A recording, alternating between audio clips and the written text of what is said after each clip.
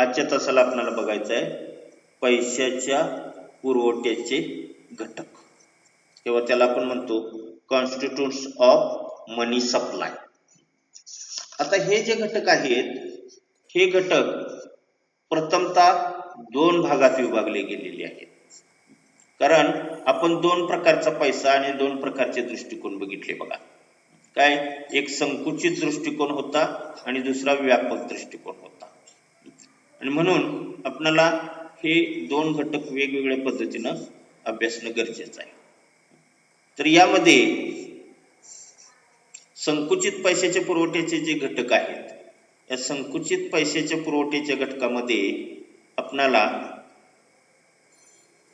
एक मिनिट, चलन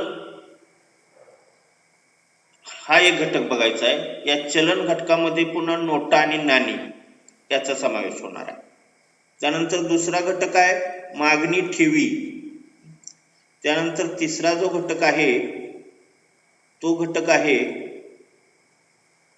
तो म्हणजे रिझर्व्ह बँकेकडील इतर ठेवी. आणि चौथा घटक आहे पत पैसा. तर हे घटक आपण संकुचित दृष्टिकोनातून पाहणार आहोत. आणि तदनंतर या ठिकाणी पीपीटी आपल्याला सापडत झाले. कोणत्या ठिकाणी पीपीटी आपण घेतलेली आहे, एक मिनिट.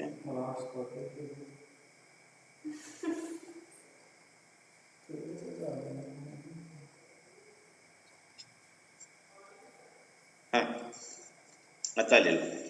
पैशाचे पुरवठ्याचे घटक दिसते का सर्वांना? ओंकार मिळते पीपीटी? हा, ठीक आहे. हा, बोला बोला स्वाती, बोला.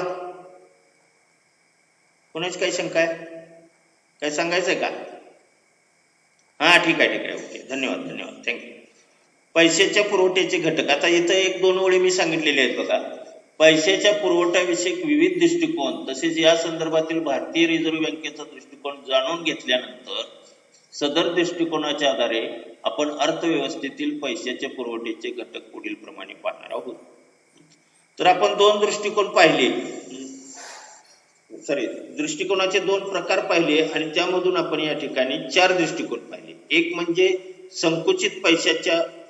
संकुचित दृष्टिकोन, ज्यामध्ये फक्त या ठिकाणी कशाचा समावेश झालेला होता, चलनी, नाणी, नोटा आणि मागणी ठेवी. आणि तदनंतर तीन दृष्टिकोन पाहिले, रेडेप यांचा दृष्टिकोन, गर्ले-शॉज यांचा दृष्टिकोन आणि मध्यवर्ती बँकेचा दृष्टिकोन.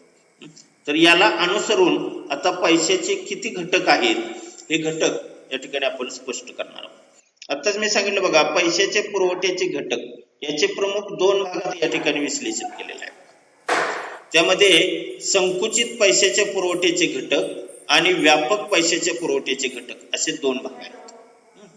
संकुचित पैशाच्या पुरवठ्याच्या घटकामध्ये पुन्हा या ठिकाणी चार भाग आहेत किंवा चार घटक आहेत. त्यामध्ये पहिला घटक आहे चलन. आणि चलन यामध्ये कशाचा समावेश होतो, नोटा अधिक नाणी, या दोन्हीचा समावेश चलनामध्ये. दुसरा घटक आहे मागणी ठेवी, मागच्या क्षणी परत करण्याच्या अटीवर बँकांनी ज्या ठेवी स्वीकारलेल्या आहेत तो घटक आहे मागणी ठेवी. तिसरा घटक आहे रिझर्व्ह बँकेकडील इतर ठेवी. रिझर्व्ह बँकेकडे कुणाची खाती असतात? रिझर्व्ह बँकेला काय म्हणतो आपण, आठवत असेल तुम्हाला, रिझर्व्ह बँकेला काय म्हणतो आपण? बँकांची बँक म्हणतो. बरोबर आहे, बँकांची बँक असते. यामध्ये कोणत्याही वैयक्तिक खातेदाराची खाती असत नाहीत, बँकांचीच खाती असतात. आणि सरकार वगैरे जे असतील मोठ्या संस्था ज्यांची खाती असतात. तर रिझर्व्ह बँकेकडील ह्या ज्या ठेवी आहेत या ठेवींचा देखील पैशाच्या पुरवठ्यामध्ये समावेश होतो. आणि चौथा घटक आहे त्यामध्ये पत पैसा. पत पैशामध्ये कशा समावेश होतो?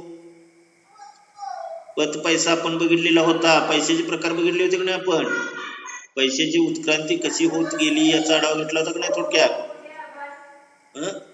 त्यामधील पत पैसा हा मध्यभागी आलेला होता बघा. पहिल्यांदा धातू पैसा म्हणलेलं होतं आपण, आहे की नाही?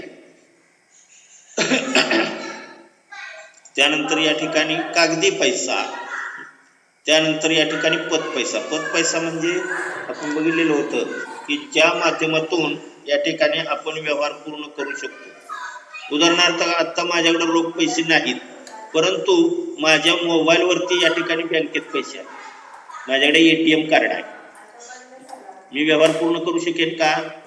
त्याला इलेक्ट्रॉनिक मनी असं म्हणतो आपण.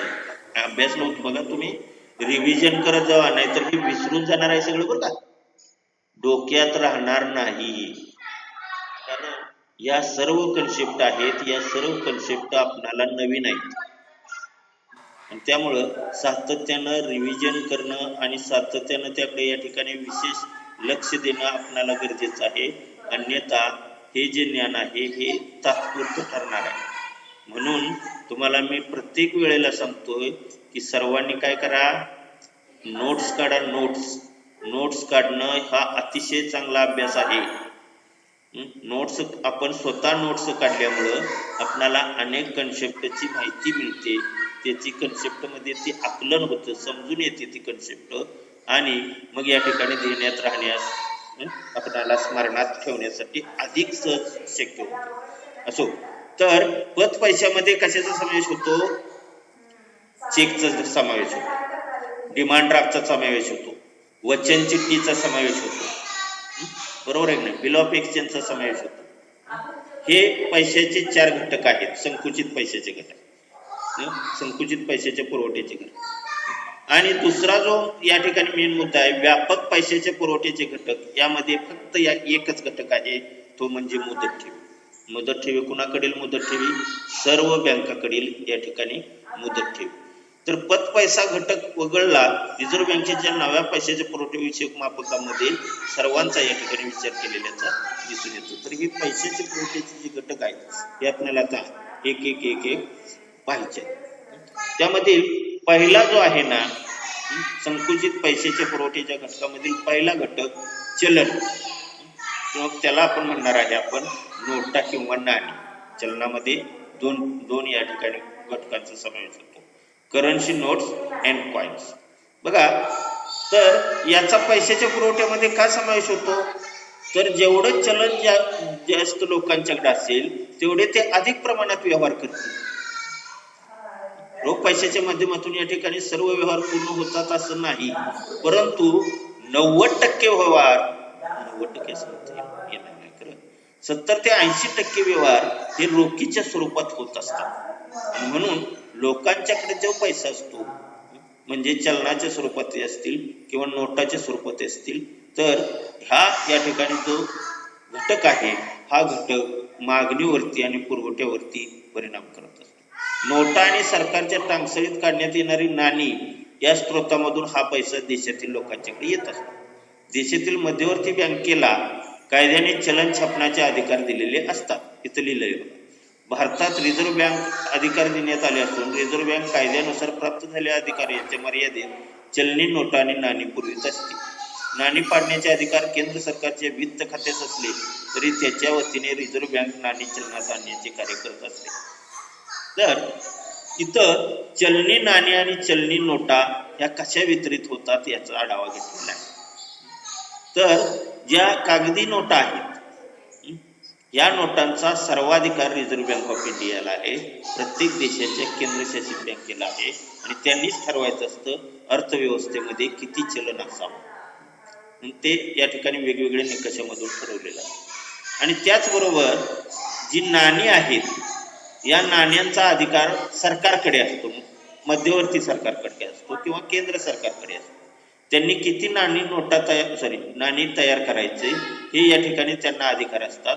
परंतु हे जरी अधिकार त्यांच्याकडे असले तरी रिझर्व्ह बँक ऑफ इंडियाच्या आदेशाशिवाय ते नाणी तयार करू शकत नाहीत. म्हणजे प्रामुख्यानं या प्रवाहावरतीच नियंत्रण रिझर्व्ह बँक ऑफ इंडियाचं असतं. तर हा एक महत्वपूर्ण घटक असतो यामधील, तो म्हणजे चलनी नाणी आणि नोटा. दुसरा घटक जो आहे ना, तो दुसरा घटक आहे मागणी ठेवी.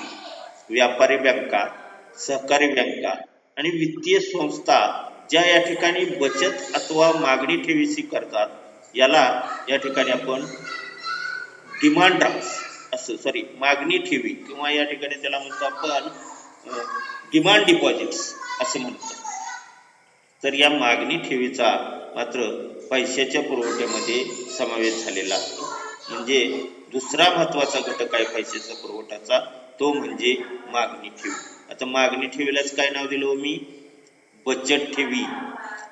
आपण वेगवेगळ्या ठेवी बँकामध्ये ठेवतो आणि ठेवीचे प्रकार आपल्याला माहित असले पाहिजेत. प्रमुख 4 प्रकार आहेत बघा.